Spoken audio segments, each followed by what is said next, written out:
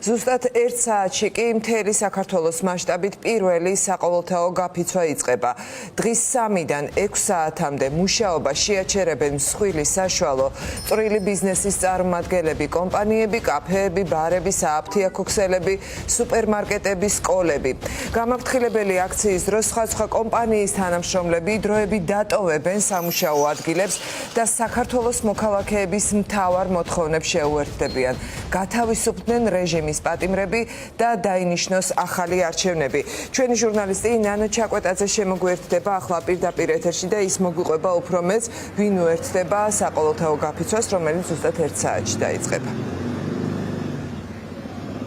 დიახ, თამარ, ქვეყანაში საყოველთაო გამაფრთხილებელი გაფიცვა, როგორც თქვით, ზუსტად 1 საათში დაიწყება. დღეს 15 იანვარს შოდღის 3 საათიდან 3 საათით საღამოს 6 საათამდე გაიფიცებიან ბიზნესები, გაიფიცებიან კომპანიები, მოქალაქეები ძირითად შემთხვევაში მთელი ქვეყნის მასშტაბით 3 საათით შეწყვეტენ მუშაობას, 3 საათიდან 6 საათამდე, როგორც გითხარით, მათი უმრავლესობა, როგორც ეს დაგეგმილია, გამოვა საკუთარ ოფისთან, საკუთარ სამუშაო სივრცესთან, სხვადასხვა საპროტესტო ატრიბუტიკით და გამოხატავს საკუთარ პროტესტს. რასაკვირველია, მოთხოვნები არის უცვლელი, თავისუფლება რეჟიმის პატიმრებს, ანტირუსულ საპროტესტო აქციებზე რეჟიმის მიერ უკანონოდ დატყვევებულ მშვიდობიან მოქალაქეებს, აქციის მონაწილეებს და ჩატარდეს ახალი არჩევნები. სწორედ ეს იქნება საყოველთაო გამაფრთხილებელი გაფიცვის ძირითადი მოთხოვნები. გეგმა არის საკმაოდ მრავალფეროვანი და ამ პროტესტს მოქალაქეები გამოხატავენ სხვადასხვა ფორმით. გეტყვით, რომ ეს პროტესტი მთელი დღის განმავლობაში უფრო სწორად 3-დან 6 საათამდე, ვიდრე უკვე საღამოს დაანონსებულ საპროტესტო აქციებს შეუერთდებიან მოქალაქეები. ტრადიციულად იქნება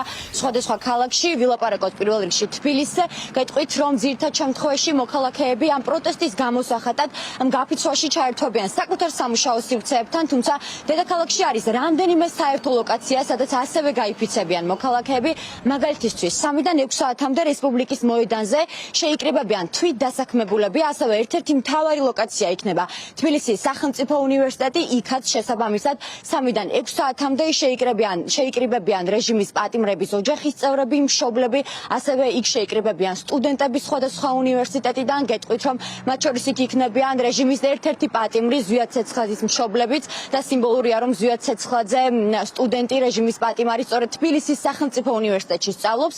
ასევე ერთ-ერთი მთავარი ლოკაცია იქნება კინოცენტრი. კინოცენტრთან შეიკრიბებიან უკვე ბოიკოტში მყოფი კინოხელოვანები, ამ სფეროში მომუშავე ადამიანები და კიდევ ერთი ლოკაცია იქნება წითელი სკვერი ყაზბეგის გამზირზე, სადაც შეიკრიბებიან სარეკლამო ინდუსტრიაში დასაქმებული მოქალაქეები და სააგენტოები.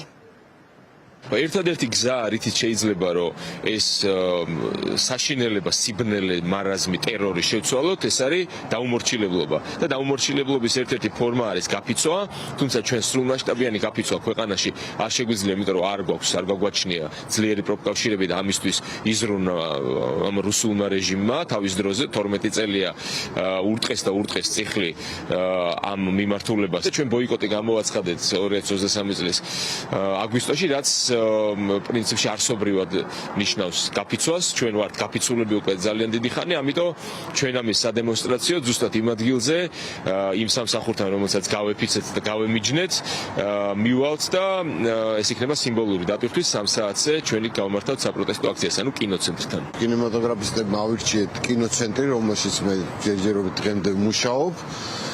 და იქიდანაც მე როგორც ერთ-ერთი თანამშრომელი გამოვალ და იქიდან გავიფიცები, ჩვენი კოლეგები კინემატოგრაფისტები მოვლენ ასევე კინოცენტრთან და რა ვიცი, ჩვენ სულ ყველა ერთად არაერთხელ დავანახეთ უკვე, მე მგონი ამ ხელისუფლებას და ზოგადად სულ ყველას და პირველ რიგში ერთმანეთს რომ შეგვიძლია ერთად ყოფნა და ერთად დგომა და მგონია რომ ეს კიდევ ერთი ძალიან სერიოზული სოლიდარობის აქტი იქნება. ჩვენი ალბათ გზავნილიც და იდეაც ეგ არის, რომ ერთიანობა არის ძალიან მნიშვნელოვანი დღეს და მნიშვნელოვანია, რომ ყველა კომპანიამ გამოხატოს თავისი აზრი ამ პროტესტის ესე რომ ვთქვათ გამოსახატად და ამ ერთიანობაში ჩვენ რაღაც ვიყოთ უფრო ძლიერები, არ გავჩერდეთ, არ დავნებდეთ და შევეწინააღმდეგოთ იმ რეჟიმს, რომელიც დღეს საქართველოში ესე რომ ვთქვათ დაფუძნდა. 3-დან 6 საათამდე სოლიდარობა და მხარდაჭერა იმ ბიჭებს, ვინც უსაფუცლოდ ცხედან და რომლებსაც იმეტებენ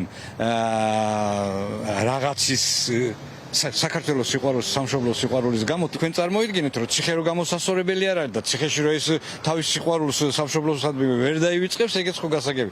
უბრალოდ ამათ კუჭი ეწვით, კუდი ეწვით, უბრალოდ თავში ქვასიხლიან უკვე აღარ იციან რა გაქვს რა მთავრობამ და ასე აკეთებენ და ახლა ამას ჩავკეტავთ სულ არ მიცემთ საშუალებას არავის აქ იფიცება გასტრონომიც იფიცება ფიშ მარკეტი იქით გვერდზე აქეთ ხარ ნუ ჩვენ რაც შეგვიძლია აღარ შემოატანა მანქანას გადმოვიყვანთ დავაყენებთ იქ და აღარ შემ და შლანგბაუმიც იკეტება მე თუ მკითხავ საერთოდ საჭიროა დილის 6 საათიდან 1 წლის განმავლობაში მანამ ესენი არ წავლენ აქედან იყოს გაფიცვა. ანუ მათთვის ჰაერიც კი აღარ უნდა მოძრაობდეს მათთვის. პლატფორმამ თავისუფალი ბიზნესები დათვალა ქვეყანაში. 500-მდე კომპანია ბიზნესი, რომელმაც გამოთქვა სურვილი, რომ მონაწილეობა მიიღოს დღეს დაანონსებულ საყოველთაო გამაფრთხილებელ გაფიცვაში. აქვე გეტყვით, რომ დანამდვილებით ვიცით იმ 31 კომპანიის შესახებ, რომელიც დღეს მიიღებს თავის მხრივ მონაწილეობას საყოველთაო გამაფრთხილებელ გაფიცვაში.